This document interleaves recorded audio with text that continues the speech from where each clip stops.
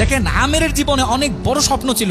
সে হজ করতে যাবে, সে কাবাগর তাওয়াফ করবে, এটা তার স্বপ্ন ছিল। এবং গত পরশুদিনই তার হজের ফ্লাইট ছিল। সে যখন এয়ারপোর্টে আসলো, পাসপোর্টে নিরাপত্তাজনিত কিছু সমস্যার কারণে তাকে একটু দাঁড় করিয়ে রাখা হলো। সমস্যার সমাধান যখন হলো, তাকে যখন ছেড়ে দেওয়া হলো, তখন আসলে অনেক দেরি হয়ে গেছে। কারণ আমেরের সাথে অন্যান্য যে হজ যাত্রী, তারা এতক্ষণে বিমানে উঠে গেছে এবং বিমানের দরজা ভিতর থেকে বন্ধ করে দেওয়া হয়েছে। তখন সেই এয়ারপোর্টের অফিসাররা সেই পাইলটের সাথে কথা বললো, পাইলটের সাথে যোগাযোগ করলো, পাইলটকে বলল যে দেখেন, একজন হজ যাত্রী নিরাপত্তাজনিত কিছু সমস্যার কারণে বিমানে উঠতে একটু দেরি হয়ে গেছে, তাকে একটু বিমানে উঠিয়ে নেন। সে বিমানে উঠতে পারে নাই।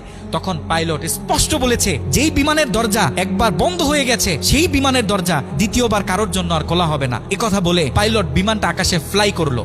সেই অফিসাররা তখন আমেরকে বুঝাইতেছে, দেখো বিমান তো চলে গেছে, তুমি আর যেতে পারবে না, তুমি বাড়িতে চলে যাও, নেক্সট টাইমে তুমি হজে যাওয়ার জন্য ট্রাই করো। তখন সে আমাদের মুসলিম ভাই, সে হজ যাত্রী, সে কি বলেছে জানেন? সে বলেছে, আমি আমার রবের উপর পরিপূর্ণ তাকওয়া রাখলাম, আমি আমার রবের উপর পরিপূর্ণ আস্থা রাখলাম, আমি হজ করেই বাড়িতে ফিরবো, হজ না করে আমি বাড়িতে ফিরবো না।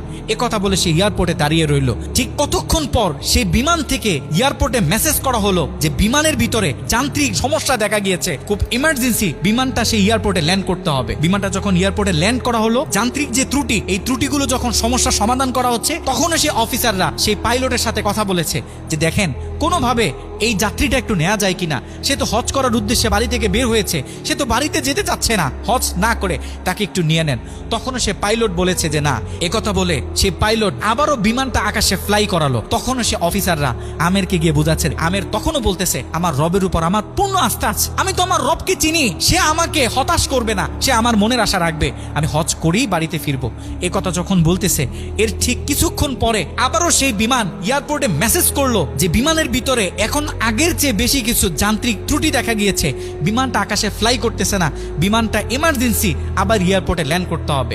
বিমানটা যখন এয়ারপোর্টে ল্যান্ড করলো, তখন সে পাইলট নিজে বিমান থেকে নেমে সে অফিসারদেরকে বলতেছে, সে হজ যাত্রী কই, যাকে ছাড়া আমরা মক্কার উদ্দেশ্যে রওনা দিলাম, তাকে আমার হাতে তুলে দেন। আমি যতটুকু বুঝতেছি, তাকে ছাড়া এই বিমান যতবারই আমরা আকাশে ফ্লাই করব, মক্কার উদ্দেশ্যে রওনা হব, আমার মনে হয় না যে এই বিমান স্বাভাবিকভাবে মক্কাতে গিয়ে পৌঁছাবে। তখন সে পাইলট সে আমেরের হাত ধরে নিজে নিয়ে সে বিমানের ভিতরে বসিয়ে দিল। দেখেন, আল্লাহ পাক তো স্পষ্ট বলতেছে, ওয়ামাই ইয়াতাওয়াক্কাল আলাল্লাহি ফাহুয়া হাসবুহ, যে আমি আল্লাহর উপর তাওয়াক্কুল করবে, তার জন্য আমি যথেষ্ট, যত বড় বিপদ হোক। যখন আপনি আল্লাহর উপর তাওয়াক্কুল করবেন, তখন আল্লাহ পাকের পক্ষ থেকে আপনার উপর যে বারাকা, যে ব্লেসিং গুলো আছে, এগুলো তখন আল্লাহ পাক বাড়িয়ে দিবে।